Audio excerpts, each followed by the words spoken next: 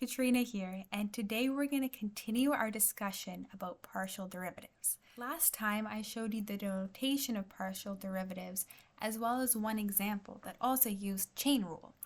Today we're going to look at another example that uses exponential functions as well. This will give us an even better and deeper understanding. We're also going to learn how to calculate the partial derivative at a specific value x naught, y naught. So let's consider this function. Again, we're in the space of multivariable calculus, which is super exciting.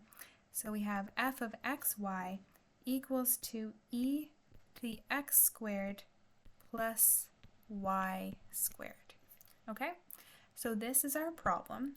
And what we want to do is we want to compute the partial derivative of f with respect to x at the point 1, 2. Okay, so this is our function f, and we want to find the partial derivative of f with respect to x. So, like we said last time, since we're finding it with respect to x, that means we need to treat y as a constant. And that makes it so much easier to solve. We've turned a multivariable problem into a single variable problem. So let's start by computing first the partial derivative, and then we will compute it at the specific point. Okay? So here we go. We have df over dx, which equals to x squared plus y squared, and then multiplied by e to the x squared plus y squared. Okay, so this is where we use chain rule again.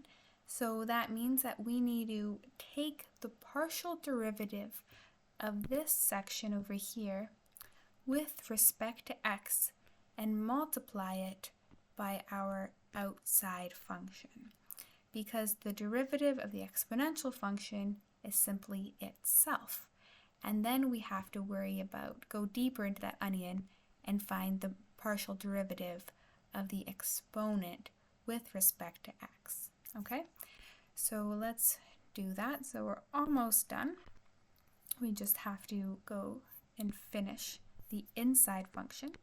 So here, again, we're treating y as constant, so we're using the power rule to find the derivative of x, which is just simply 2x. So the final answer is 2x multiplied by e to the x squared plus y squared. So that gave us the partial derivative of our function. However, now we still want to find the partial derivative at this specific point. So all we have to do is we just have to plug in that value 1, 2 into our partial derivative.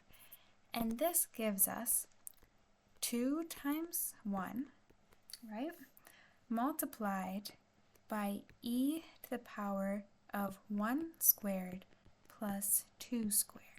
And if we simplify this, we get 2 times e to the 1 plus 4, which simply equals 2 times e to the 5. And you've done it.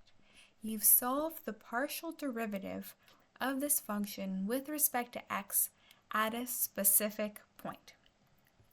Let's take this one step further. Now let's try calculating the partial derivative with respect to y. So now we're looking for df of dy at our point 1, 2.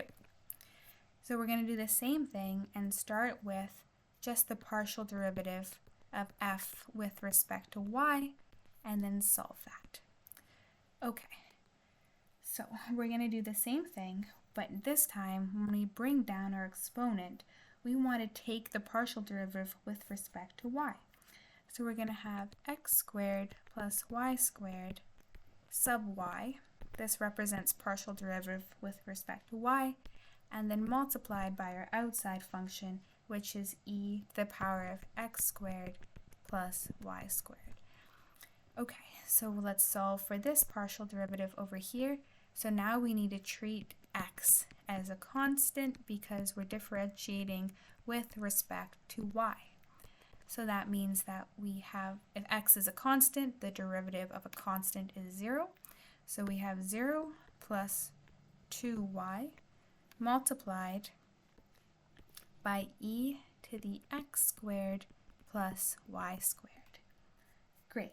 So now let's just plug in our point and then we are good to go. So I usually like to use this notation where I put a line down and then I write my ordered pair that I'm plugging in.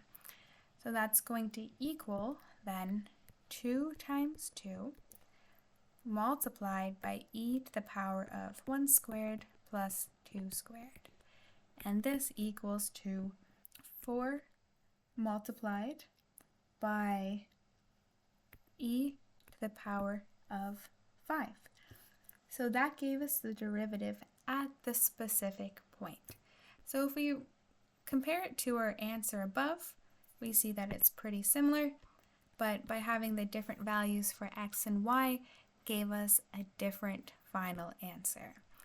So again, this is another way how we can calculate the partial derivative of a function, and then specifically we can evaluate it at a particular point.